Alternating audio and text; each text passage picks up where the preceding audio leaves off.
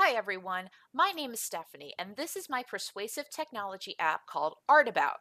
If you're familiar with the app Pokemon Go, you have a rough idea of how Art-a-Bout works.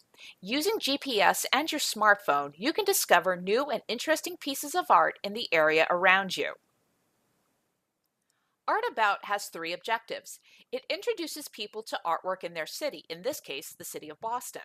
They learn about art appreciation in a fun and easy way, and they can contribute to a citywide photo album of photos of that artwork. The rationale behind Art-a-Bout is threefold.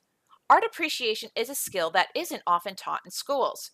Museums also have an air of exclusivity that can intimidate some people, and other barriers to museum access include class, education, ability, and cost. I chose Boston to demo the app because it's small, compact, and easy to get around.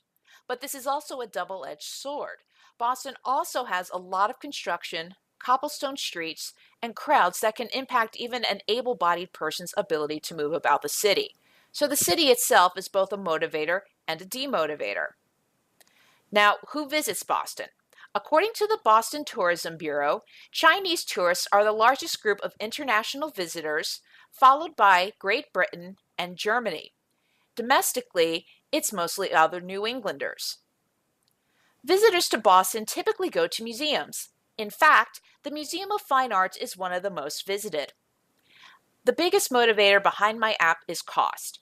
For a family of four to visit the Museum of Fine Arts, they may have to pay upwards of $75.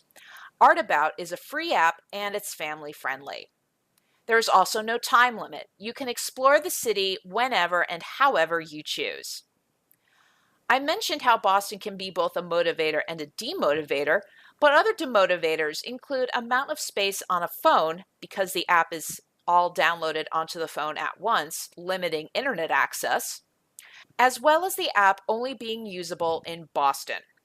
For these reasons, I've targeted my app at tourists and residents ages 18 to 65 with little to no art background and a desire to venture off the beaten path.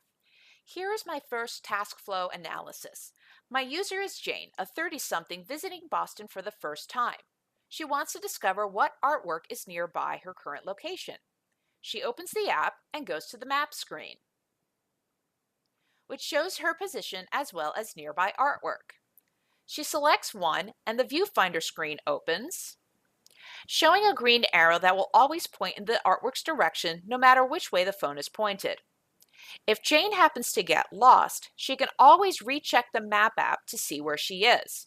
When she does find the artwork, she centers her phone camera on the statue and a menu appears. Here are paper prototypes of the map and viewfinder screens. The user is shown as a blue dot, while the artwork is shown as orange icons. The viewfinder shows the green arrow pointing in the direction of the artwork, while the phone's camera shows what's in the general direction. The second task flow analysis describes how Jane can interact with the artwork. The pop-up menu lists four options: read, watch, save, and snap.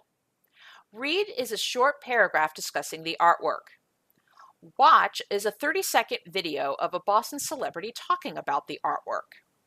Save allows her to bookmark the artwork for offline viewing, and Snap lets her take a photo and either share it to the city's art wall or on her social media app of choice. She can do this in any order she chooses. In conclusion, I've learned what motivates people to learn new things. I've also learned that access for all concerning museums is not always so, and that museums are constantly working to make this a reality, and how art can be made to be less intimidating if explained and taught in the right way.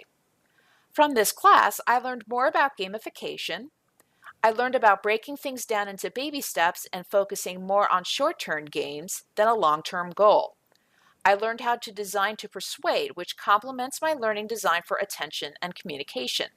Lastly, I learned to not overthink things, that eventually everything is going to come together and be great in the end.